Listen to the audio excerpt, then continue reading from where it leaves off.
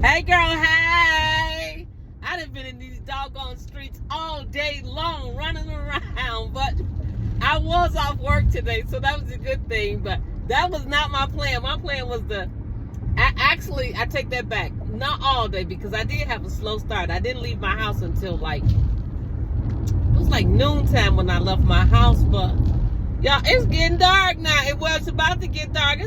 It's like 7 o'clock now. I could not believe the whole day done got by me, but I got a lot of stuff done today. I need tires for my car, so I went to check on the tires. I picked up my watch today.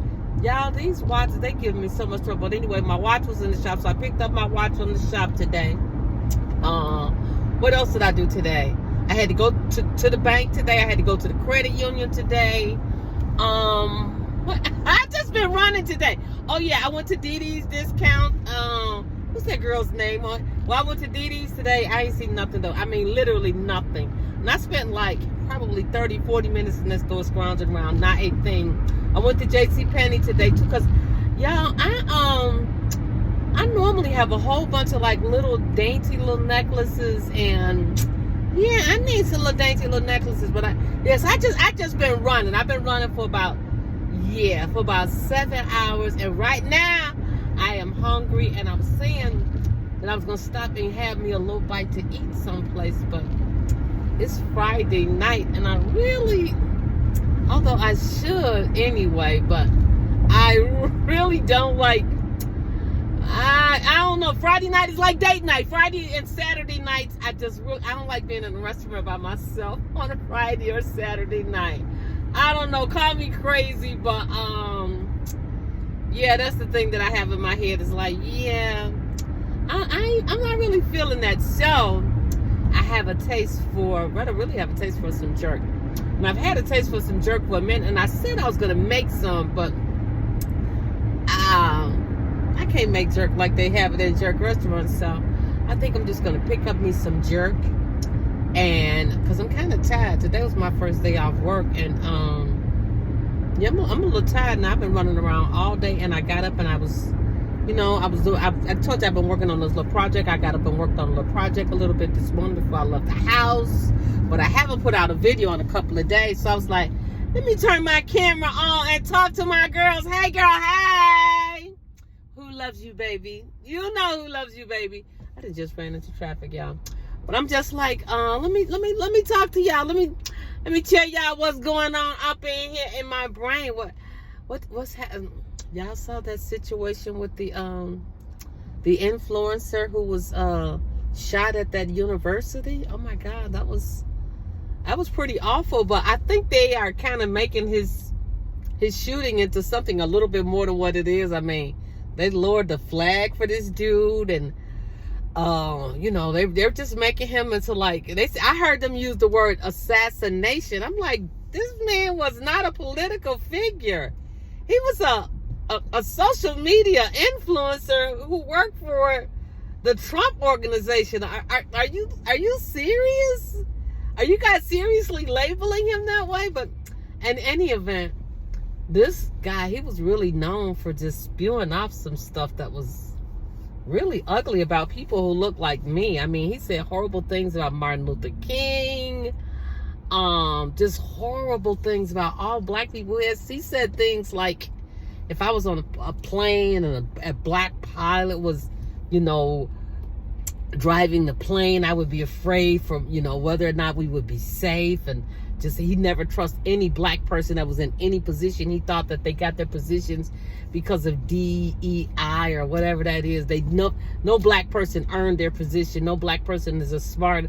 Just a whole lot of just weird thinking. And it was just so much of his target was black people. And I really do not understand that. And so I think that they thought that it would be one of us, but I knew that it would. We didn't care about him saying crazy stuff about us. They've been saying crazy stuff about us like forever. So that wasn't even like a real, like, just like, okay, whatever. He's just a crazy white dude. That's the way we saw. So I already knew that wasn't going to be it. And then the question that I asked is, how do we benefit from this guy dying? I don't see anybody that's benefiting from this guy dying. And this is just my personal opinion. Nobody benefit except his party, because conversation about the Epstein files, that's just kind of gone hush hush. And although he was a Trump supporter, he was the only supporter who was actually demanding, even after Trump himself said to be quiet. He was the only one that was like, unseal the file, open the file, release the file. He kept demanding that. But he just, unfortunately, just before he was shot, I heard that his last words that he spoke were something about hatred and divisiveness, but those were most of the words that he spoke on these college campuses, that when he was just trying to recruit these young impressionable minds to just spew more hate out. And then they're going, oh, it's such a tragedy, and we are awful. And I'm like, you guys were, I'm a compassionate and empathetic person, so I don't want to see anybody die. That's just not me. That's just not in my spirit. That's just not what I'm about. So that does not make me happy. But that being said, this guy was awful to black people. So, you live by the sword, you die by the sword. That comes right out of the Bible. I'm sorry. Don't shoot me. I'm just quoting scripture over here, okay? But in any event, I'm pulling up to the place to get my jerky jerk chicken. I haven't had this in a really, really long time, so I'm hoping that it does not disappoint.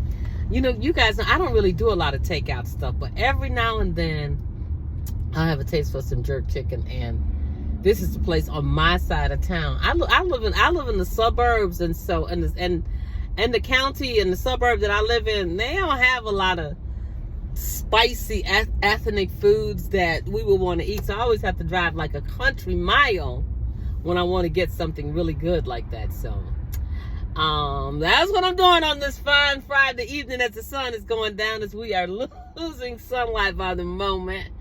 Let me see, it was something else that I wanted to talk to you guys about too. What else did I say? Oh yes, there was a woman too. I see a lot of stuff online. There was this woman, and this one right here really, really broke my heart. She urged you, and so I want to urge you guys, if you have small children and you have given them phones, just get your kids' phones and go through their text messages, go through their apps, just to see what is going on with your young children. This woman has I want to say she said it's either an 11 or 12-year-old daughter. And she said for some reason the other night, her spirit just said, check your daughter's phone. She said when she went to check her baby's phone, to her horror and her it just broke her heart. She found, just tragically, photos and text messages from grown men who have been corresponding with her baby girl. These men had been sending graphic nude pictures to her daughter. It was horrible. And it was happening right under this mom's nose. This mom says that her daughter is just a really good kid who just studies hard in school, and all she really does is just go to school and come home. But when she's not in school or playing sports, she likes to play games on her phone. So when the family would see her playing with the phone, it was always assumed that she was playing games. But it turns out a lot of those times she was not playing games. She was actually texting adult. This woman said grown men in their 30s. And as she was posting this video, she was in tears. Of course, she was totally upset, and she was en route to the police department to turn in her daughter's cell phone and her tablet, because those things are linked, her cell phone and her iPad. So parents, grandparents, urge your children to look at the cell phones of your children, your grandchildren, and any children in your family that you love and that you care about, because we cannot let these predators, and that's exactly what they are. They are predators. We cannot let them have our children. By no means. We have to protect our children with everything that we have. So please, yes, I urge you, protect your children. Go through their cell phones and just make sure that everything is copacetic. That's all I got for you guys right now. I just wanted to hop on here and send some love out and let you know who loves you, baby. I said who loves you, baby. That's right. Big Mama Gwen loves you over here. So have a fantastic Friday. Hugs and love to you all. And I'm going to close it out here, and I'll see you in the next one. Bye now.